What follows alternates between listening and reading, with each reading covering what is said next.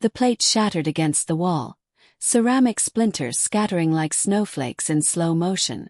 "I don't need your permission to live," she screamed, her voice trembling but sharp enough to slice through the quiet of our kitchen. I stood frozen, watching the woman I once knew turn into someone I didn't recognize. She was shaking, part rage, part fear, and part something else.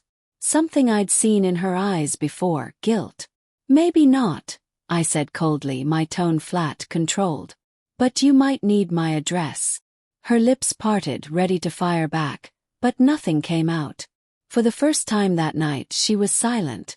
I grabbed my keys from the counter, the metal clinking like punctuation marks at the end of our last argument. I walked past her, past the scent of her perfume that used to calm me, past the life we built, past the lies I was beginning to see too clearly. The door slammed behind me, and the sound echoed like a gunshot in my chest. Started with distance. Not miles, just invisible walls. The late-night text. The work calls. The cold side of the bed. I told myself it was stress, maybe burnout.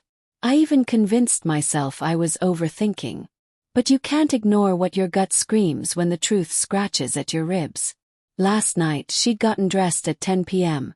Tight jeans, lipstick darker than usual. She said she was meeting a friend from work. A friend who didn't exist on any of her social media, in any of her stories, or in any of her words. When I asked if I could come along, she laughed, a hollow, awkward sound. "It's not that kind of hangout, babe." Something in me snapped. Tonight, her phone buzzed on the table while she was in the shower. A message popped up. "See you in 20 red heart." I stared at it. The screen dimmed, then lit up again, another message. "Same place." My hands trembled. Not from anger, not yet. Just disbelief. I didn't open the phone. I didn't need to. My heart already knew. She walked out minutes later, towel in hand, humming softly like she hadn't just burned everything down. "Hey," I said, voice barely above a whisper. "Who's see you in 20? Her expression froze mid-step. "Excuse me." "Your phone lit up," I replied, staring straight at her. "You might want to answer."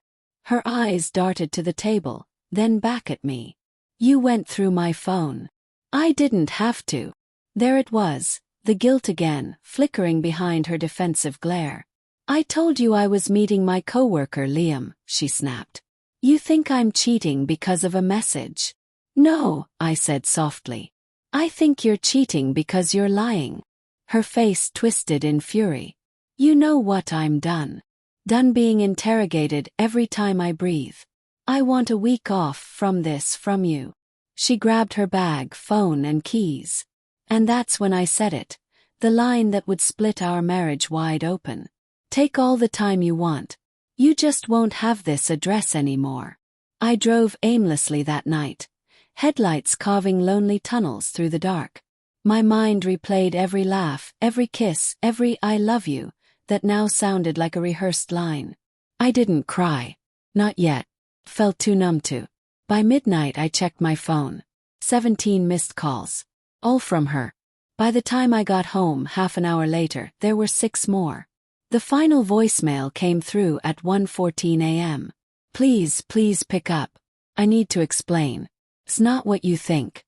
I'm sorry." Her voice cracked halfway through. She was crying. The same woman who screamed she didn't need me now sounded terrified of losing me. I stared at the phone for a long time before pressing play again. "Please," she whispered. "I messed up. Just come home." I was already home. When she returned the next morning, she looked smaller somehow. Eyes swollen, makeup smeared, voice trembling. "I didn't cheat," she said, barely audible. "It wasn't like that." I didn't say a word. I let her speak. She sat on the couch, the same one we'd picked out together, the one that had seen laughter and arguments and now silence. "I just needed to feel noticed," she confessed. "He listened. He cared about things you don't anymore." "I swear I never." I just cut her off. "You just wanted someone else to remind you who you were." Tears spilled down her cheeks. "I didn't mean for it to go this far." "You always say that when it's already gone too far," I murmured. The sound of her crying filled the room, but it didn't move me like it once did. It was the sound of regret, not love. I stood, walked to the door and opened it wide. You wanted freedom, I said, voice flat. Now you have it. She stared at me in shock. You're serious? I nodded. And I'm done being someone's second choice. She broke down completely then, begging, reaching for me. But her hands felt foreign now. The woman I loved was gone, replaced by someone who made choices she couldn't undo. It's been months since that night. She still calls sometimes, leaves voicemails I never answer. Sometimes I listen to them in the dark. Sometimes I delete them halfway through. I won't lie, it still hurts. The silence, the memories, the what-ifs. But in that pain I found something she never could, peace. She said she didn't need my permission to live. She was right. But she also didn't deserve to live in the home I built on trust she destroyed. And as I watched her walk away that final time, phone clutched in her hand, tears staining her cheeks, I realized something terrifying and beautiful.